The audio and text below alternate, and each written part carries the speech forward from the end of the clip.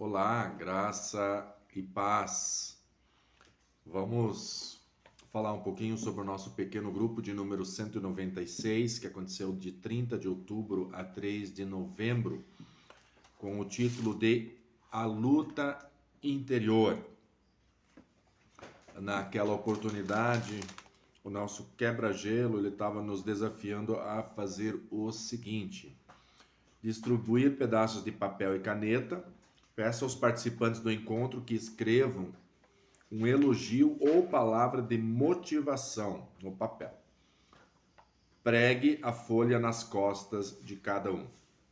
Cada participante deverá tentar ler o que está escrito nas costas de todos os que estiverem presentes ao encontro e, em seguida, abraçar o irmão dizendo-lhe uma nova palavra de motivação. O texto que nós utilizamos para falar sobre a luta interior foi Romanos capítulo 7, do versículo 7 ao 21, que diz assim: Então, o que vamos dizer? Que a própria lei é pecado? Claro que não. Mas foi a lei que me fez saber o que é pecado. Porque eu não saberia o que é cobiça se a lei não tivesse dito não cobice. Porém, o pecado se aproveitou dessa lei para despertar em mim todo tipo de cobiça, porque o pecado, separado da lei, é uma coisa morta. Pois houve um tempo em que eu desconhecia a lei e estava vivo, mas quando vim a conhecer o mandamento, o pecado começou a viver. E eu morri. E no meu caso, o mandamento que devia me dar vida trouxe morte. Porque o pecado se aproveitou do mandamento e me enganou. E por meio do mandamento, o pecado me matou. A própria lei é santa. E o mandamento é santo, justo e bom. Então será que o que é bom me levou à morte? De jeito nenhum. Foi o pecado que fez isso. Pois o pecado, usando o que é bom, me trouxe à morte para que a própria natureza do pecado fosse revelada. E assim, por meio do mandamento, o pecado se tornou mais terrível ainda. Sabemos que a lei é espiritual, mas eu sou homem e fraco, vendido como o escravo a um pecado. Eu não entendo o que eu faço porque não faço o que eu gostaria de fazer. Ao contrário, faço justamente aquilo que odeio. Se faço o que não quero, isso prova que reconheço que a lei é justa e mostra que de fato já não sou eu quem faz isso, mas o pecado que habita em mim. Pois eu sei o que é bom, eu sei que o que é bom não vive em mim, isto é, na minha natureza humana. Porque ainda que a vontade de fazer o bem esteja em mim, eu não consigo fazê-lo. Pois não faço o bem que quero, mas o mal que não quero, esse faço. Mas se faço o que não quero, já não sou eu quem faz, mas o pecado que vive em mim. Assim eu sei que isto que acontece comigo, quando quero fazer o bem, o que é bom, só sou capaz de fazer o que é mal. Dentro de mim sei que gosto da lei de Deus, mas vejo que uma lei diferente age no meu corpo. Uma lei que luta contra aquela que a minha mente aprova. Ela me torna prisioneiro da lei do pecado que age no meu corpo. Como sou infeliz, quem me livrará deste corpo que está me levando para a morte? Mas dou graças a Deus por meio do nosso Senhor Jesus Cristo.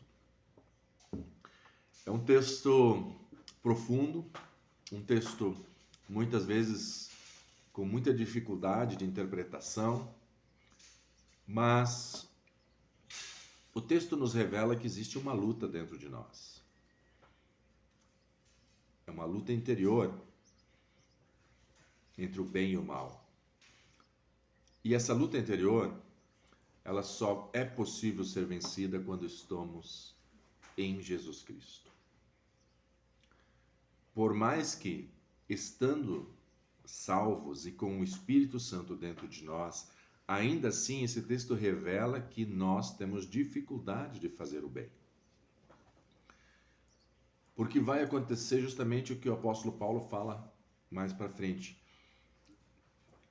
de que nós podemos nos encher do Espírito Santo ou podemos nos esvaziar.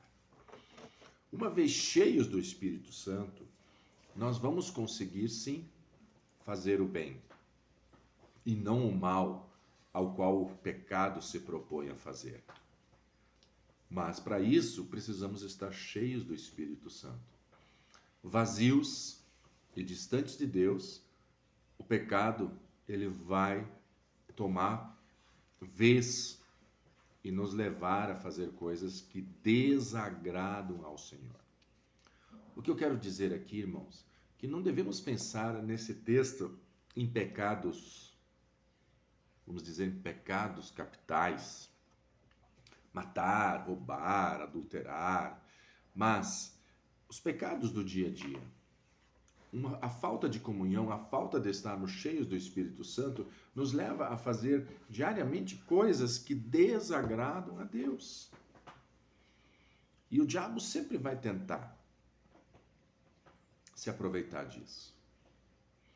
Coisas mínimas, coisas que parecem simples, parecem que são inofensivas, mas que podem nos levar a pecar e desagradar a Deus. Então, precisamos diariamente.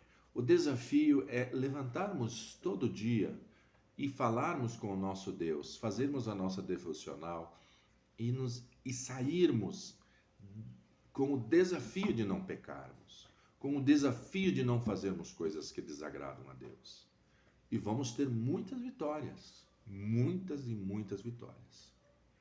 Às vezes a gente acha assim, eu não consigo ficar sem pensar. Consegue, nós conseguimos ficar muito mais sem pecar do que muitas vezes os crentes imaginam. Somos capazes sim de ter uma vida santa, consagrada a Deus, sem a necessidade de estarmos vivendo no pecado. Onde vamos ter a dificuldade, vamos pecar, mas não vamos dar um péssimo testemunho daquilo que somos.